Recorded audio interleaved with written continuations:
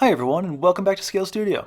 Today we have another set of airbrush masks for the 1/24 scale Airfix Grumman F6F-5 Hellcat. Before we go further, I just want to be clear that Sven is not paying me to make this video, but he did send these to me free of charge, so thanks for that, buddy. If you guys are interested by the concepts in this video, Sven makes some really neat masking kits both for 1/24th and 1/32nd aircraft, as well as some really nice 1/35th sets that I helped him develop for World War II armored vehicles. Anyways, thanks again to Sven for sending these my way, and hopefully you enjoy the video. I really like the packaging on these masking sets. They're all super low profile and minimal, but the packaging is informative and very helpful. Each set has a photo of the kit subject, photo examples of what to expect, and diagrams of the masking process, all included on the front page, with masking instructions, tips, and information on the backside. The mask kit comes with two large sheets of laser cut masks, which cover details from the main identification roundels and squadron markings all the way down to the access hatch stenciling and ordnance labels. Each time I look at these things, I'm blown away with the precision and consistency of the detail and the quality of the masks. There's a ton of detail on these things, so I'll just kind of let you soak it in. The first sheet has all the small details like no step markings, access panel labeling, vehicle information plaques, and more. Each of the plaques are numbered, so it's super easy to orient the masks and know where all of them go. Sven also includes a bunch of spares in case you screw up any of the masks.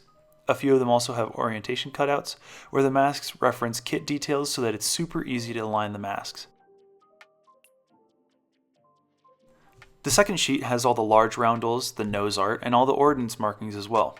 The one thing I see missing from this version, and this is potentially just from being an early production model, but the Japanese flag is missing from the kill markers.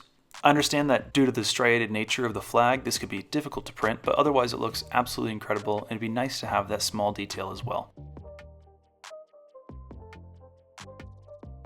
This sheet is used in every mask kit and is super useful for mask application, alignment, and troubleshooting. If you do plan on picking up one of these kits, I would highly recommend that you also buy some very low tack transfer tape, as it's really easy to deform the larger masks by accident. This is something Sven actually recommends in the instruction sheet, along with a ton of other useful tips. We'll quickly scan through the layout diagrams as well so you can see how detailed these marking kits really are and how they work, before moving on to a small demonstration. A slight word of warning for those who want to use these masks: they do take a bit of practice and patience, since aligning all of them can be fairly time consuming. For me, this detail bump is well worth it. However, since the weathering effects you can achieve on a painted marking over a decal is quite significant and really adds to the finished model. Now, on to the demonstration. As you can see, this isn't a Hellcat, and since I don't have a Hellcat model kit, this should be a good analog for you to see how well these things work.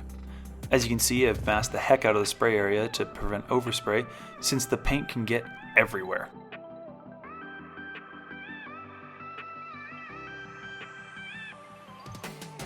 To properly spray these masks and prevent overspray, we do several thin coats instead of one or two thick ones, as too much wet paint on the surface can cause significant leakage through the masks, which is something we definitely don't want on something this delicate. Once the paint dries, we can peel off the masks and inspect our handiwork.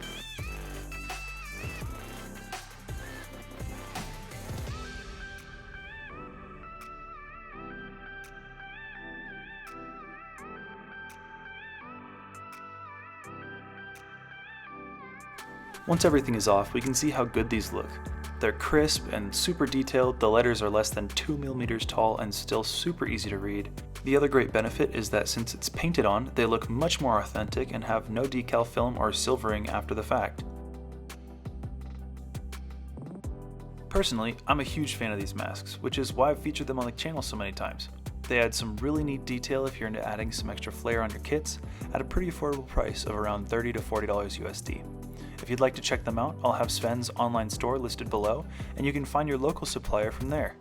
Next week we'll be back with the T14 Armada build, so be sure you subscribe so you don't miss that mega project. Anyway, until next time, thank you for watching, and we'll see you next week.